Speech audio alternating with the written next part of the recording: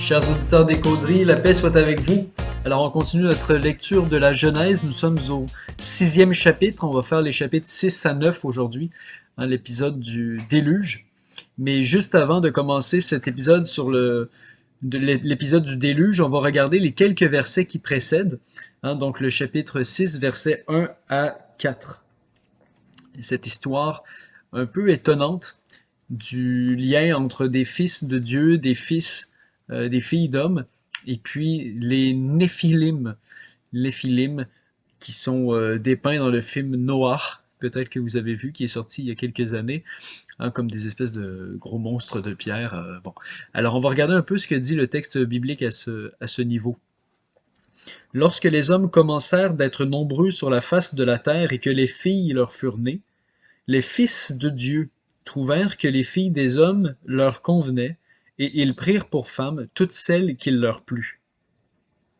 Le Seigneur Dieu dit, Mon esprit ne demeurera pas dans l'homme, puisqu'il est chair, sa vie ne sera que de 120 ans.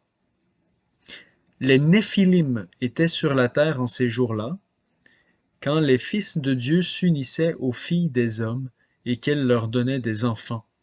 Ce sont les héros du temps jadis, ces hommes fameux.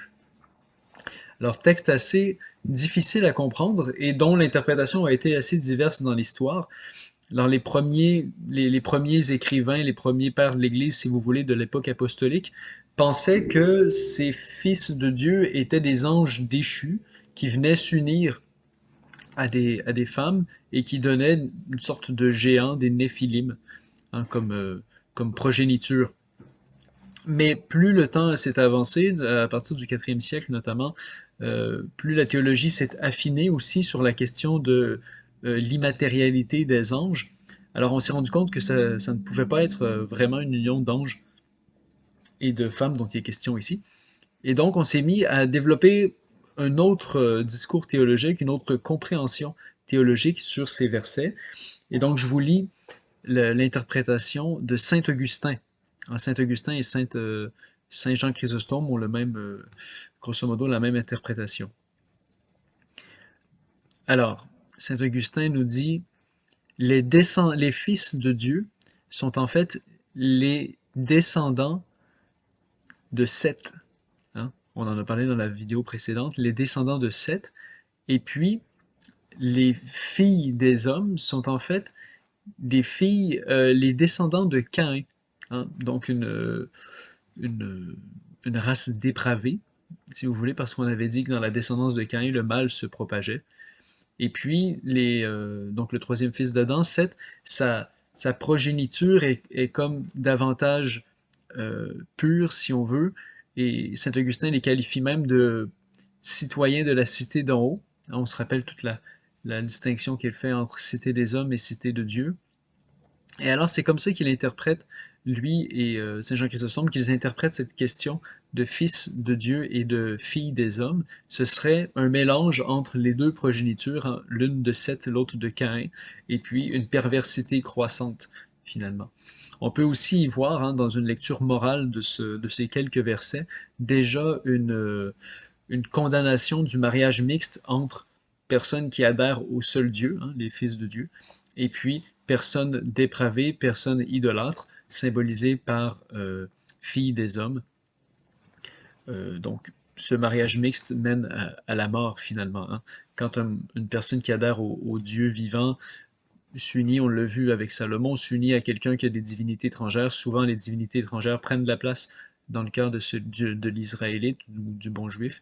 Et puis à ce moment-là, il y a de l'idolâtrie qui se propage. Alors voilà pour la lecture morale de ces quelques versets. Sur l'identité exacte de ces personnes, fils de Dieu, filles des hommes, et puis Néphilim, on n'en sait trop rien. Il y a beaucoup d'interprétations juste sur le sens même du mot Néphilim. Il y en a qui disent que ça veut dire ceux qui sont tombés, d'autres donnent d'autres interprétations. Alors, c'est un peu trop obscur pour que je m'y lance davantage. Alors maintenant, on passe au déluge. Donc, c'est les versets 5 et suivants du chapitre 6 jusqu'au chapitre 9. Alors, ce déluge, il nous est déjà interprété dans le Nouveau Testament. Alors, je vous en parle et puis ensuite, on va directement dans le texte de l'Ancien Testament. Donc dans le Nouveau Testament, Jésus en parle et dit, si vous ne changez de vie, vous périrez tous, en parlant, en faisant référence au déluge, en Luc 13, 3. Et puis Saint Pierre aussi en parle et dit, par le bois de la croix du Christ, l'autre bois, il y a celui du déluge, celui de l'arche, mais par l'autre bois, celui de la croix du Christ, nous avons un refuge dans l'Église, dont l'arche était une image. Alors nous passerons le déluge comme les Hébreux ont passé la mer Rouge sous le signe sacramentel du baptême. Alors Saint Pierre en parle dans sa première lettre, puis également dans sa deuxième. Et, euh, et en fait, c'est toute une façon de parler de la nouvelle alliance. On se rappelle que l'alliance avec Noé, évidemment, est la première alliance qui est tissée dans l'Ancien Testament et donc qui préfigure l'alliance la plus excellente qui sera scellée dans le sang du Christ. Origène dit, à la consommation des siècles, le Père dit au Seigneur Jésus-Christ, notre Noé qui est le seul juste et le seul parfait, de préparer une arche de bois équarri. Et tout ce qui fut sauvé dans l'arche, hommes ou animaux, est la figure de ce peuple qui est sauvé dans l'Église. Alors c'est toujours cette image dans l'Ancien Testament, les hommes sont sauvés par le bois de l'arche, dans le Nouveau, par le bois de la croix du Christ. Alors il y a cette image de la nouvelle alliance, et en même temps il y a cette image aussi du jugement dernier, comme l'a dit Jésus, si vous ne vous convertissez, vous périrez tous de même. Voilà, alors maintenant, donc ça c'est pour le sens, si vous voulez, allégorique de cet épisode. Maintenant, on va regarder quelques éléments qui font peut-être difficulté pour les pauvres lecteurs que nous sommes dans ce récit du déluge. Alors, je m'arrête au 6e verset. Le Seigneur se repentit d'avoir fait l'homme sur la terre, et il s'affligea dans son cœur. Alors, qu'est-ce que ça veut dire, cette histoire de l'homme, de Dieu qui se repent, Dieu finalement qui semble changer d'avis sur l'homme et la femme. Alors, en fait, première chose, c'est la première mention du cœur de Dieu dans la Genèse et dans tout le récit biblique. Alors c'est assez intéressant parce que si on fait des liens avec Jésus, on sait que le cœur de Dieu sera transpercé sur la croix, qu'on connaîtra l'amour infini de son cœur sur la croix. Et ici, on a une première mention qui sera comprise pleinement au moment de la transfixion du cœur de Jésus, c'est-à-dire du fait qu'il est transpercé. Alors ici, la première mention du cœur de Dieu, par exemple, ça semble moins un cœur d'amour, davantage de colère, mais il faut comprendre qu'en réalité, Dieu ne se repent pas vraiment. C'est une façon un peu anthropomorphique de parler de Dieu. Et en fait, comme le dit Saint Paul, les dons et les appels de Dieu sont sans repentance. Et même dans le livre des Nombres, dans l'Ancien Testament, il est dit « Dieu n'est pas un homme pour qu'il mente, ni un fils d'Adam pour qu'il se rétracte. » On a ça dans Nombre 23, 19 et dans 1 Samuel 15, 29. En fait, Dieu ne change pas, et c'est le fondement de notre espérance aussi. Et en fait, c'est nous-mêmes qui changeons. C'est nous qui désobéissons, c'est nous qui changeons de projet sans cesse et qui ne cherchons pas la volonté de Dieu. Et c'est pour ça que dans le mauvais usage de notre liberté, finalement, on décide de notre liberté, mais dans un sens qui n'est pas un chemin de vie. Et ce sera tout le sens des malédictions. Dans l'Ancien Testament, il y a souvent des malédictions. Et puis ici, on parle de Dieu qui se repent, qui envoie des châtiments, tout ça. En fait, c'est simplement que on entre dans la conséquence logique du péché qui est la mort. Alors, je vous cite un verset de Jérémie 26, 13. Maintenant donc, améliorez vos voies et vos œuvres, soyez attentifs à l'appel du Seigneur votre Dieu, alors il se repentira du malheur qu'il a prononcé contre vous. Donc, c'est ce langage de repentir qu'on utilise, en fait, qui est pour manifester la réalité que si nous choisissons le bien, si nous choisissons de faire la volonté de Dieu, il n'y a aucune malédiction qui repose sur nous. Au contraire, c'est une bénédiction. Et la malédiction, évidemment, qui est la conséquence du péché, eh bien, c'est la mort. C'est pour ça que Jésus dit, si vous ne vous convertissez pas, vous périrez tous de même. L'enjeu central, c'est la conversion. Dieu ne change pas, c'est pas une question de un jour il se lève, il va bien, l'autre matin il est en colère, il envoie un châtiment, c'est pas du tout de cet ordre-là. Alors maintenant, si on passe au 8e verset, toujours de ce 6e chapitre, hein. On a un basculement du récit, on a le choix de Noé. Noé avait trouvé grâce aux yeux du Seigneur. Il était un homme juste, intègre parmi ses contemporains, et il marchait avec Dieu. On a déjà parlé de ce thème avec Enoch, hein, de marcher avec Dieu. C'est vraiment une expression biblique très forte pour montrer que Noé est un juste, c'est-à-dire qu'il est ajusté à la volonté de Dieu. Et puis on a cette autre expression aussi, trouver grâce. Trouver grâce dans l'Ancien Testament, puis même dans le Nouveau aussi, c'est une expression qui revient assez souvent pour désigner le choix préférentiel de Dieu pour les hommes des justes.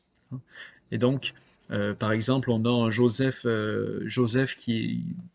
dont il est dit qu'il trouve grâce aux yeux de Dieu, ou en Genèse chapitre 39.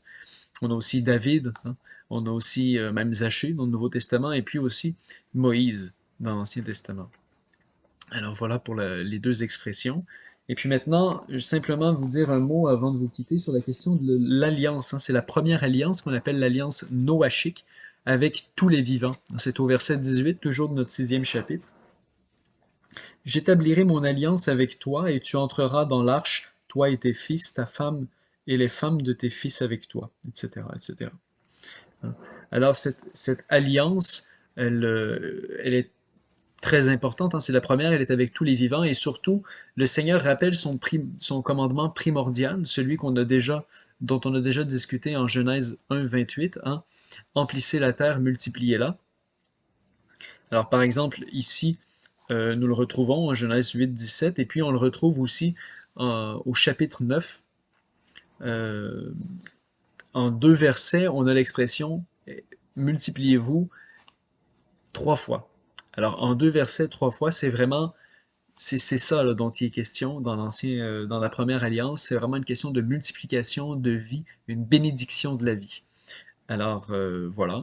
Et maintenant, si juste pour terminer, l'histoire de Noé et de ses fils, et puis de la couverture, tout ça, à la toute fin, là, une fois qu'ils sont sortis de l'arche, après les, euh, le nombre de mois qui semble interminable dans l'arche, eh bien, en fait, c'est simplement un interdit de l'inceste, hein. C'est Noé qui est nu, ses fils ne veulent pas le voir, ils s'approchent à reculons, ils jettent une couverte sur lui.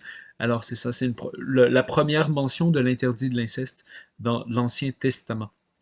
Voilà, donc c'est une lecture du sens moral de ces quelques versets. Je vous rappelle qu'il y a 4 sens des Écritures, hein, le sens littéral, le sens allégorique, le sens moral et le sens anagogique, c'est-à-dire qui explique ce qu'il en est des fins dernières. Donc, par exemple, le sens anagogique du déluge, de cet épisode du déluge, c'est clairement euh, une première, si vous voulez, une première image dans le récit biblique du jugement dernier qui aura cours à la consommation des siècles. Alors, bonne semaine à tous, que Dieu vous bénisse.